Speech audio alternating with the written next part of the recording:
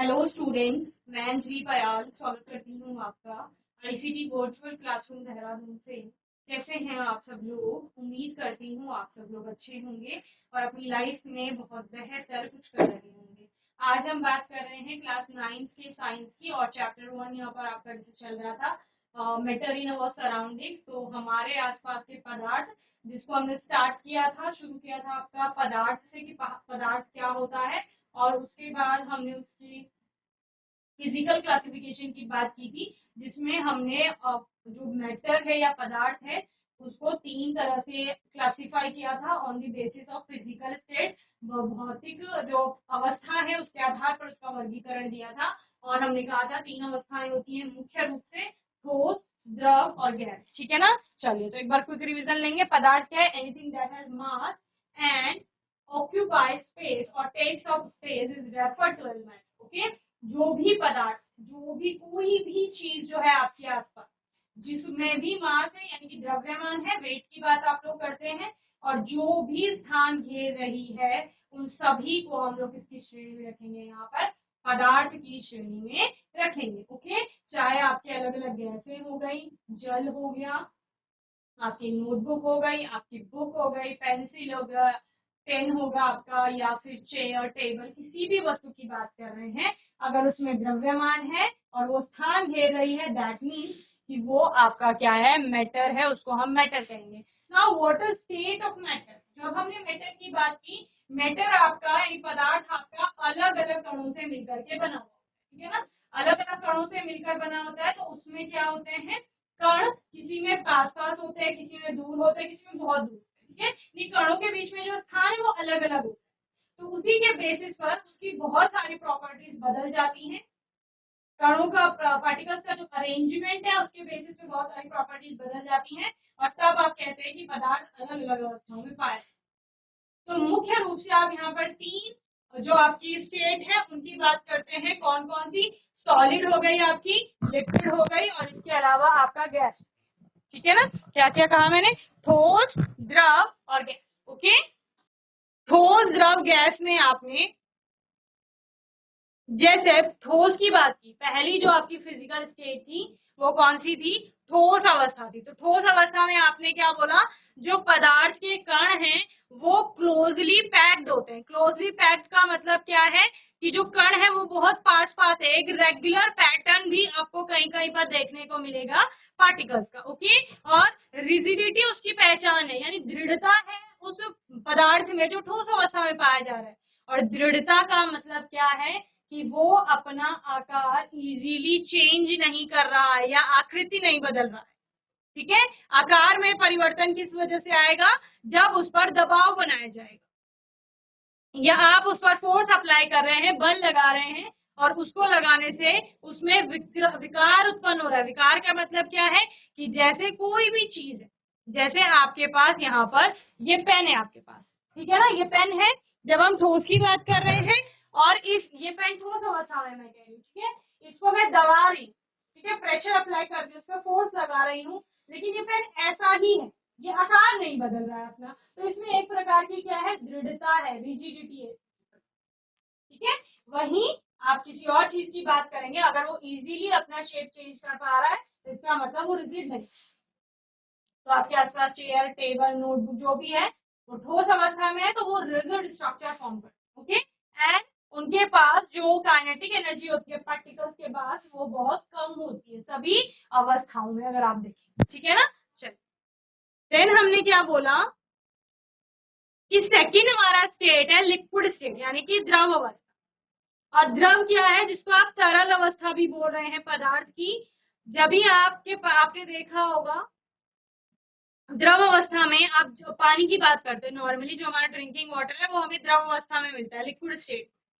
तो आप क्या कर रहे हैं? आप उसमें कौन कौन सी प्रॉपर्टी देख रहे हैं? बेसिक सी प्रॉपर्टी है कि मेरे पास ये ग्लास में पानी है यहाँ पर, और इस ग्लास के पानी को अगर मैं किसी बाउल में डाल दूं या फिर किसी किसी और कंटेनर में डाल दूं, बीकर में डाल दूं, कोनिकल फ्लास्क में डाल दूं, टेस्ट ट्यूब में डाल देती हूँ, बॉटल में डाल देती हूँ, तो ये जो इसमें रखा हुआ पानी है ना, ये उसी बर्तन का आकार ले रहा है, उसी की तरह शेप ले रहा है जिसमें वो डाला जा रहा है।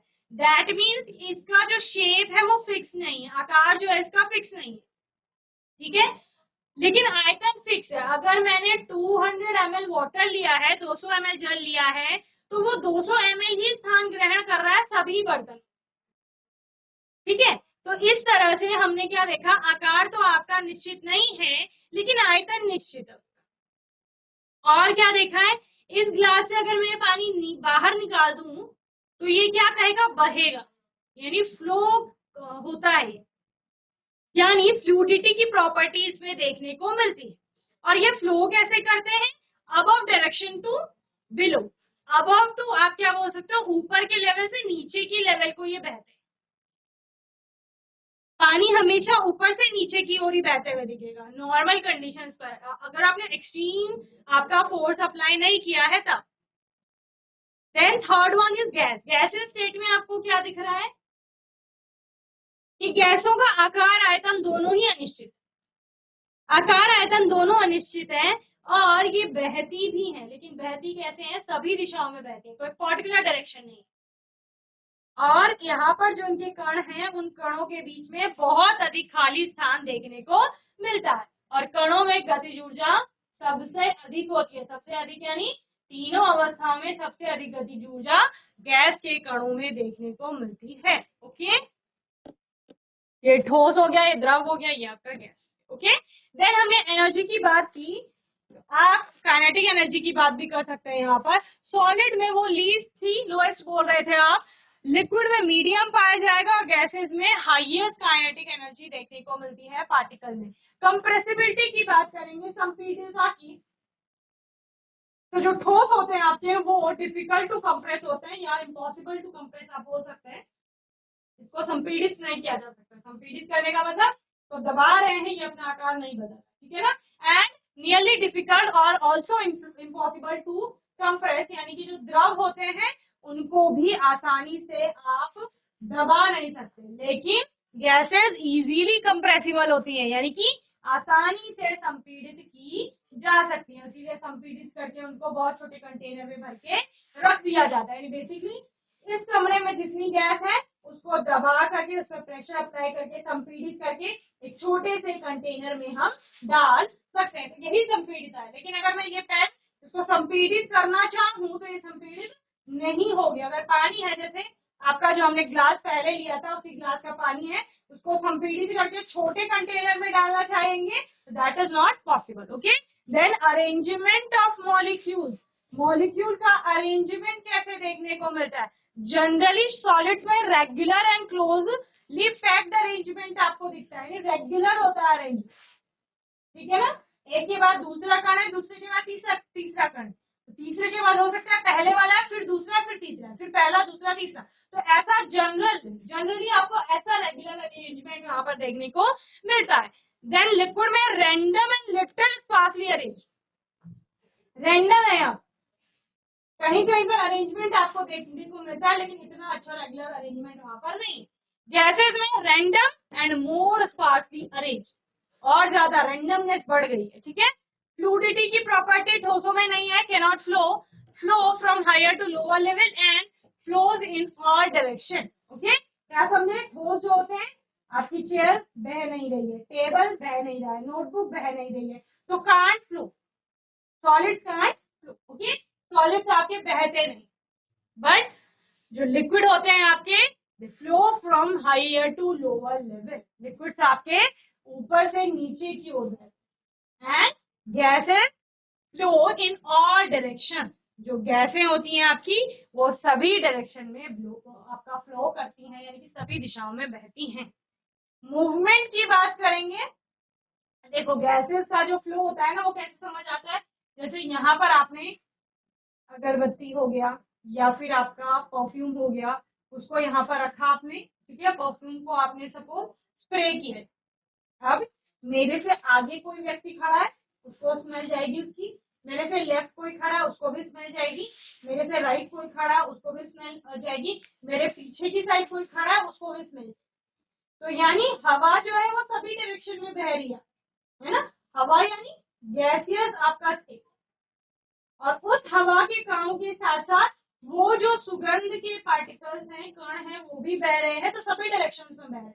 लेकिन अगर मैं यहाँ पर पानी गिराऊं तो जहाँ को आपका लोअर लेवल होगा उसी साइड को पानी जाएगा, एक ही दिशा में जाएगा। ऐसा नहीं होगा कि इधर को भी जाएगा, इधर को भी, इधर को भी और इधर।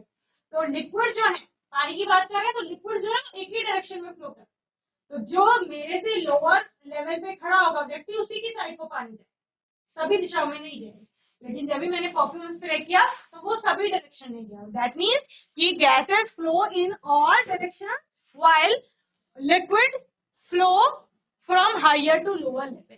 ओके, देन मूवमेंट की बात करेंगे कि मूवमेंट जो है पार्टिकल में वो सॉलिड्स में नेग्लिजिबल होता है। नेग्लिजिबल यानी नगण्य होता है। मूव तो करता है पार्टिकल, लेकिन वो मूवमेंट ना बहुत कम है। इसी वजह से उनका रिजिड एक स्ट्रक्चर है, वो अपने शेप को बनाए हुए हैं। जबकि लिक्विड्स का depend on inter particle attraction. ठीक है, इंटर पार्टिकल अट्रैक्शन फोर्स कैसा है उस पर डिपेंड करेगा द्रवों में। And gases free, constant and random. गैसों में क्या है, फ्री है, कांस्टेंट है और रैंडमली कहीं पर भी मूवमेंट देखने को मिल रहा है। इंटर पार्टिकल स्पेस की बात करेंगे, कणों के बीच का आकार कैसा, जो स्थान है वो कैसा है। So very less in solid, ठोसों में बहुत कम स्थान देखने को मिलता है। मोर इन लिक्विड, यानी ठोसों की अपेक्षा द्रवों के जो कण है वो दूर दूर स्थित है, और जबकि गैस में लार्ज स्पेस देखने को मिलता है, या बोल सकते हैं कण जो है वो बहुत दूर दूर स्थित है।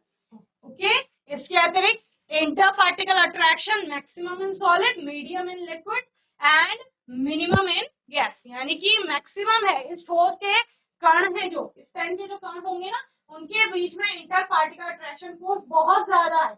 इसीलिए मैं इजीली इससे अपना हाथ आर पार नहीं कर पा रही, क्योंकि कण जो है ना वो बहुत प्रबल आकर्षण बलों के द्वारा जुड़े हुए।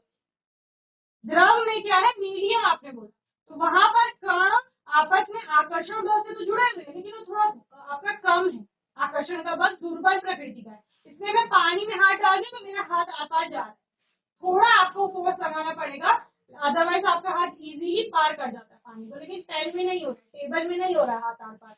और गैसेस में क्योंकि मिनिमम है वाटर एक्शन फोर्स, तो मैं इजीली आपका अपना हैंड एयर में मूव कर पा रही हूँ, और आप भी अपना हाथ आसानी से यहाँ पर मूव कर सकते हैं। क्योंकि जो कणों के बीच में आकर्षण का बल है, यहाँ पर भी कण है ना, बहुत सारे में दिखाई नहीं दे रहे, लेकिन अलग अलग कण है एयर में, उनके बीच में कहीं पर भी अट्रैक्शन का फोर्स होगा, लेकिन वो बहुत दुर्बल प्रकृति का, इतना है कि हमें पता भी नहीं चल रहा हमारा हाथ उतना फोर्स लगा रहा है और आसानी से उस बल को तोड़ पा रहा है। ओके, देन डेंसिटी क्या है, डेंसिटी मैक्सिमम है सॉलिड्स में, लिक्विड में आपका मीडियम है और मिनिमम है गैसेस में।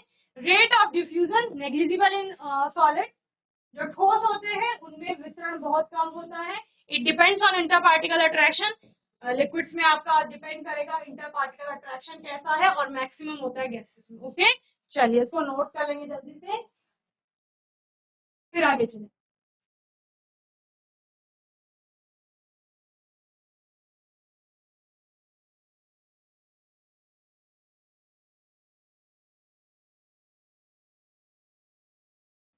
चलिए, now physical nature of matter. Physical nature of matter में आप क्या क्या चीजें देखते हैं, फिजिकली आपको देखने में कैसा लग रहा है, चाहे आप उसकी रंग की बात करें, स्मेल उसमें किस प्रकार की आ रही है, गंध की बात करते हैं, घनत्व कैसा है उसकी बात करते हैं, गलनांक क्या है, क्वथनांक क्या है, घुलनशीलता उसकी कैसी है यानी सॉलिबिलिटी, ये सब आपका फिजिकल प्रॉपर्टीज के आप अंतर्गत पढ़ते हैं। ठीक है ना, जैसे ये पेन है, सपोज क्वेश्चन आएगा इसकी फिजिकल प्रॉपर्टीज बताइए, तो ये आपको देखने में कैसा लग है ना, यानी कि इसका रंग कैसा है, क्या इसमें किसी प्रकार की स्मेल है, जब आप इसको सूंघेंगे तो कैसी गंध आपको इसमें लगे, किसके सब, या फिर नहीं है कोई गंध, है ना। घनत्व इसका कैसा है, वेट क्या है, आयतन कितना घेर रहा है, उसके आधार पर आप इसका घनत्व निकाल देंगे।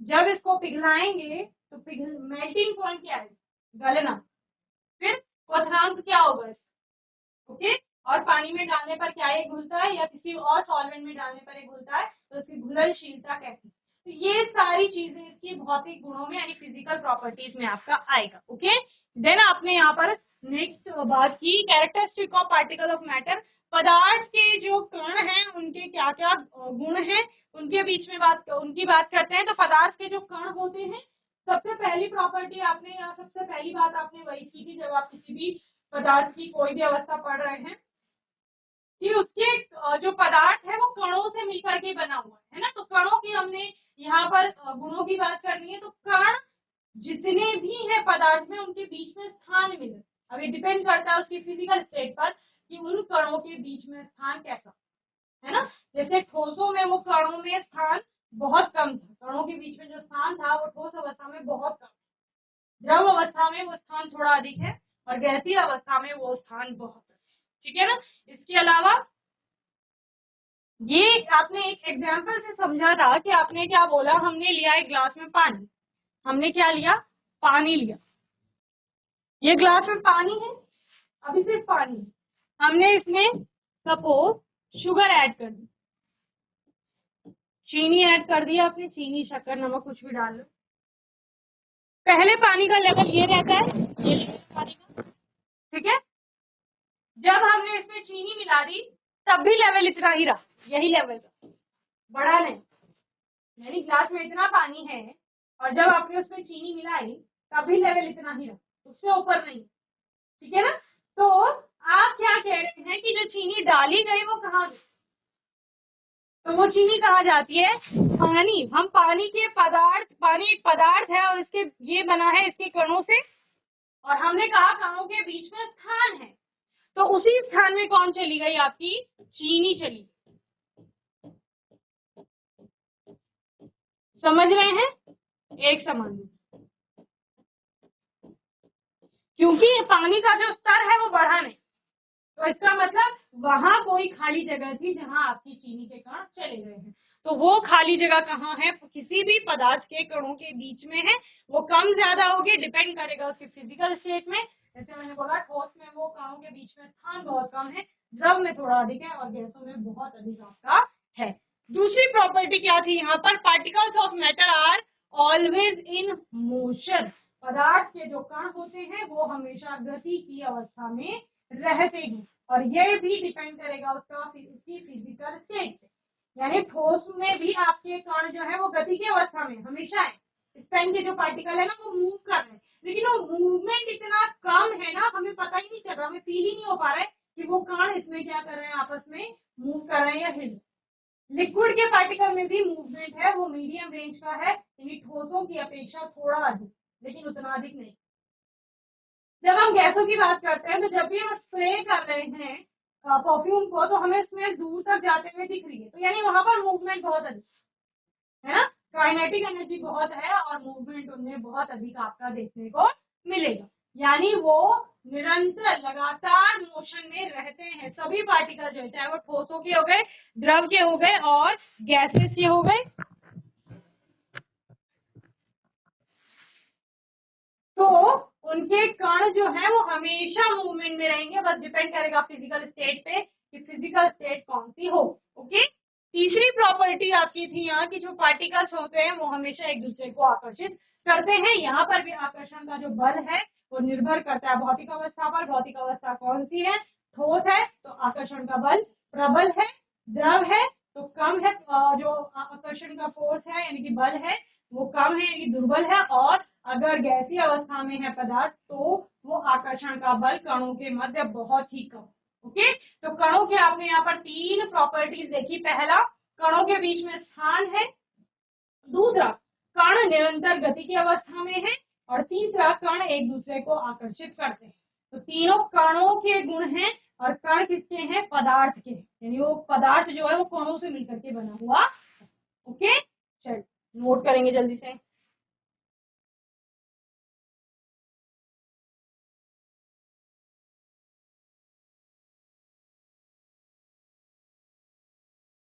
चलिए, तो तीनों प्रॉपर्टीज की बात कर ली हमने। अब डिफ्यूजन आपका एक टर्म है जिसको आप लोग होमवर्क में पढ़ के आएंगे। ठीक है, डिफ्यूजन विस्तरण जिसको कहा जाता है, कौन कौन सी भौतिक अवस्था का वितरण किस प्रकार से हो रहा है, कौन से एग्जाम्पल से आपने इसको समझा, इसके बारे में आप लोग पढ़ के आएंगे, और आने वाले सेशन में हम इस पर और अपने नए टॉपिक्स पर बात करेंगे। बाकी आपका डाउट होगा, क्वेश्चन होगा, वो आने वाले सेशन में आप लोग पूछ लेंगे, और तब तक के लिए आईसीटी वर्चुअल क्लासरूम से जुड़ने के लिए धन्यवाद।